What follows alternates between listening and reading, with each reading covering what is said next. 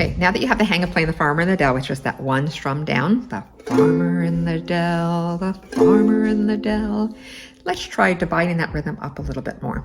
So what we're going to do is, instead of strumming with our thumb, we're going to use our finger.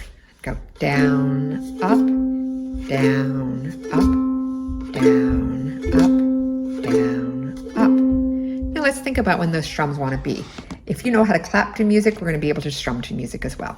So let's first imagine we're only doing that down clap.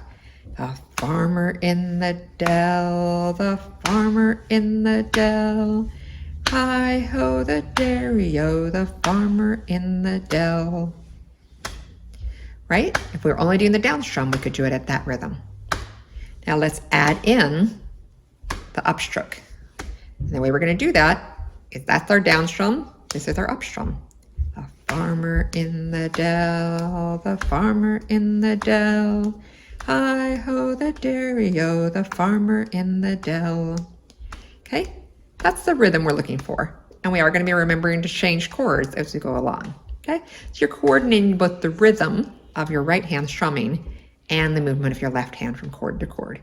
And don't expect to get it right away. It is a thing that takes time to learn. But let's go ahead and play with it. Let's start with our F chord.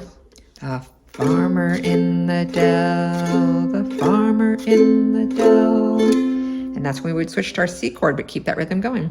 Hi-ho, F, the dairy-o, C, the farmer in the F dell. Got it? We're doing down, up, down, up, down, up, down, up. Let's go ahead and try doing that a little bit more to the right rhythm. The farmer in the dell, the farmer in the dell.